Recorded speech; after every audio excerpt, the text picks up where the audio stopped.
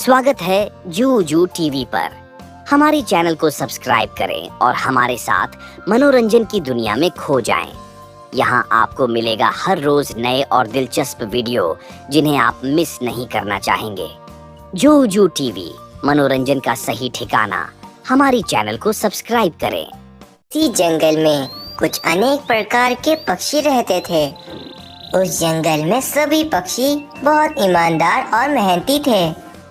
उसी जंगल में एक मीनू चिड़िया भी रहती थी जो कि बहुत ही ज्यादा बुद्धिमान थी। मीनू चिड़िया बहुत मेहनती थी और वे जंगल के सभी पक्षियों की बहुत मदद भी करती थी।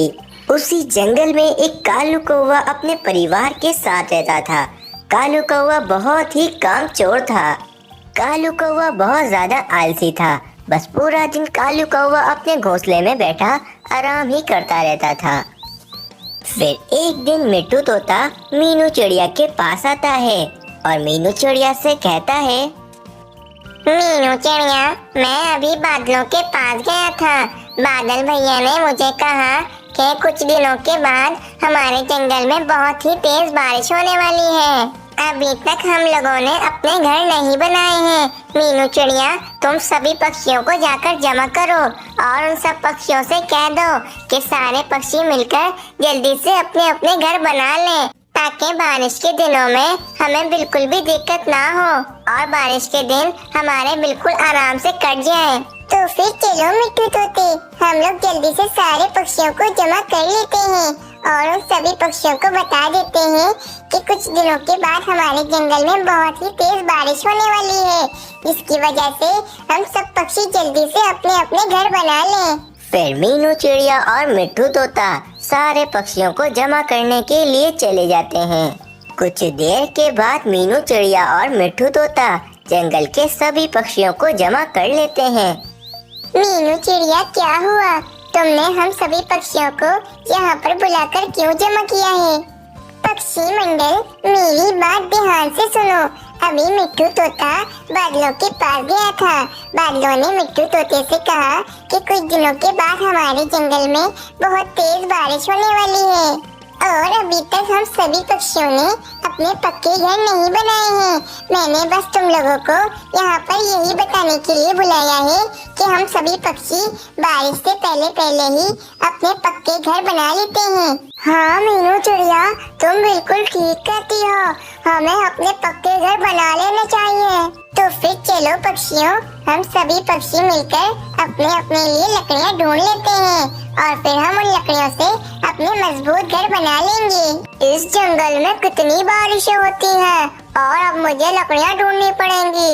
अगर मैंने लकड़ियाँ नहीं ढूंढी तो पिछले साल की तरह इस बार भी मेरे परिवार को बारिश में भीगना पड़ेगा। हाँ, मैं एक काम करता हूँ, जब सारे पक्षी अपने लिए लकड़ियाँ ढूंढ लेंगे तो मैं रात को किसी भी पक्षी के घोंसले में जाऊंगा और उसकी सारी लकड़ियाँ चुरा लूंगा और मैं उस लकड़ी से अपना एक मजबूत सा घर बना लूंगा। मेहनत करने से तो अच्छा यही है कि मैं किसी भी पक्षी की लकड़ियाँ चुराकर अपना मजबूत सा घर बना लूं। पक्षियों, मैं तुम लोगों के साथ लकड़ियाँ ढूंढने आने वाला नहीं हूँ, क्योंकि मेरे एक मामा जी हैं, उनका बहुत बड़ा लकड़ियों का कारोबार है। मेरे मामा जी मुझे मुफ्त की बहुत सारी लकड़ियाँ दे देंगे। इसीलिए पक्षियों, मैं तुम लोगों के साथ लकड़ियाँ ढूंढने आने वाला बिल्कुल भी नहीं हूँ। कालू जी, जहाँ तक मुझे पता है आपके ऐसे कोई भी मामा जी नहीं है जिनका लकड़ियों का कारोबार हो। रानी, तुम मेरे घोंसले में चलो, वहाँ जाकर मैं तुम्हें सब कुछ बता देता हूँ। फिर कालू कौवा और रानी कौवी अपने घोंसले की तरफ चले जाते हैं और जंगल के सभी पक्षी लकड़ियाँ ढूंढने के लिए निकल जाते हैं। कालू जी, अब तो हम अपने घोंसले में आ गए हैं। अब तो बताइए कि आपके ऐसे कौन से मामा जी हैं जिनका लकड़ियों का कारोबार है? रानी, मेरे ऐसे कोई भी मामा जी नहीं है जिनका लकड़ियों का कारोबार हो। वो तो मैं पक्षियों के सामने बस ऐसे ही बोल रहा था। मेरे दिमाग में एक योजना आई है। देखो रानी, जब सभी पक्षी अपने लिए लकड़ियाँ जमा कर लेंगे तो मैं रात को जाकर किसी भी पक्षी की लकड़ियाँ चुरा कर ले आऊंगा और उन लकड़ियों से मैं अपना एक मजबूत सा घर बना लूंगा। कालू जी, तुम हर बार चोरी करते हो और फिर पकड़े भी जाते हो। अगर तुम इस बार पकड़े गए ना तो हमें बारिश में भीगना पड़ेगा। इसीलिए मैं तो तुम्हें यही कहूँगी कि तुम जाकर मेहनत से लकड़ियाँ जमा कर लो। कालू कौवा रानी कौवे की बात नहीं मानता और वह पक्षियों की लकड़ियाँ चोरी करने का ही सोचता है। शाम हो जाती है। सभी पक्षी अपने अपने घोंसलों में काफी सारी लकड़ियाँ जमा कर कर ले आए होते हैं। चलो मैं अपना घर बनाना शुरू कर देती हूँ। बारिश का कुछ नहीं पता है कि कब बारिश होना शुरू हो जाए, इसीलिए मैं अभी से ही अपना घर बनाना शुरू कर देती हूँ। फिर मीनू चिड़िया अपना घर बनाना शुरू ही करती है कि मीनू चिड़िया देखती है कि मीनू चिड़िया की सारी लकड़ियों में तो कीड़े लगे हुए होते हैं। मेरी सारी लकड़ियों में तो कीड़े लगे हुए हैं। अगर मैंने इन लकड़ियों से अपना घर बना लिया तो जल्द ही मेरा घर टूट कर गिर जाएगा। मैं ऐसा नहीं करूँगी। मैं इन लकड़ियों से अब अपना घर नहीं बनाऊंगी। वैसे भी अब रात होने वाली है। सुबह होते ही मैं ये सभी लकड़ियाँ फेंक आऊंगी और इनकी जगह मैं अपने लिए कोई नई लकड़ियाँ ढूंढ कर ले आऊंगी और फिर मैं उन लकड़ियों से अपना एक मजबूत सा घर बना लूंगी। फिर रात हो जाती है। रानी, मेरे समझ में नहीं आ रही है कि मैं जाकर किस पक्षी की लकड़ियाँ चुराऊं। कैलू जी, मैं तो कहती हूँ तुम जाकर मीनू चिड़िया की लकड़ियाँ चुरा लो। मीनू चिड़िया बहुत मेहनती है।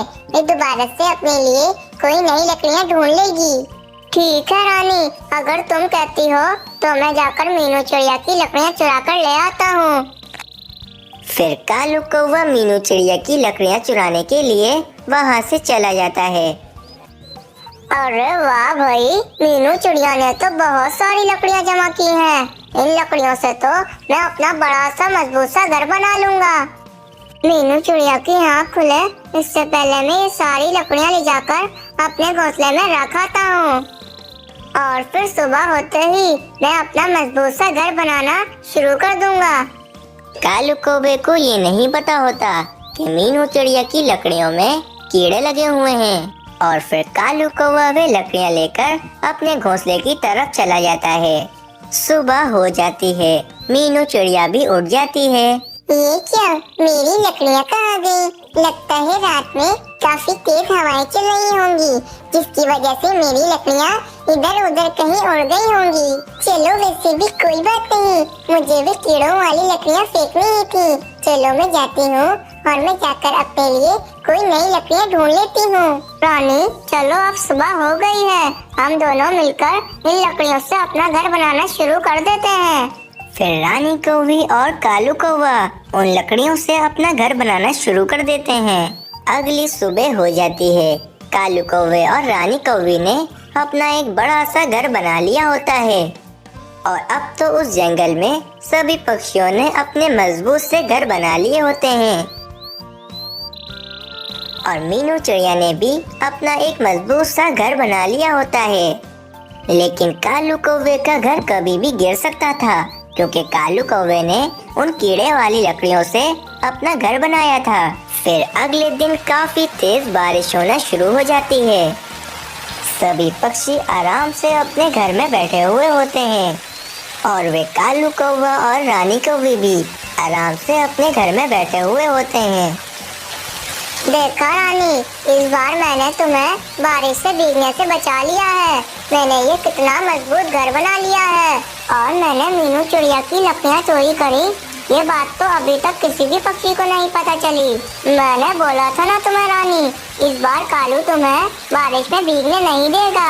कालू कौवा ऐसी बड़ी बड़ी बातें कर रहा होता है कि कालू कौवे का घर उन कीड़ों की वजह से बीच में से आधा आधा हो जाता है। कालू जी, ये बनाया है तुमने घर। ये घर कितना कच्चा बनाया था जो इस बारिश को बर्दाश्त ना कर सका और बीच में से आधा आधा हो गया। रानी, मैंने तो बहुत पक्का बनाया था इस घर को। पता नहीं ये घर इस बारिश की वजह से कैसे टूट गया। कालू जी, तुम क्या कह रहे थे? इस साल तुम मुझे बारिश में भीगने नहीं दोगे। तुम्हारी बात पर तो मुझे कभी भी भरोसा नहीं करना चाहिए। अब तुम ही अपने इस टूटे फूटे घर में रहो, मैं चली अपने माँ के घर। इतना कहकर रानी कौवी अपनी माँ के घर चली जाती है। इस कहानी को देखकर हमें यही सीख मिलती है कि हमें कभी भी चोरी नहीं करनी चाहिए क्योंकि चोरी करना एक बहुत बुरी बात है।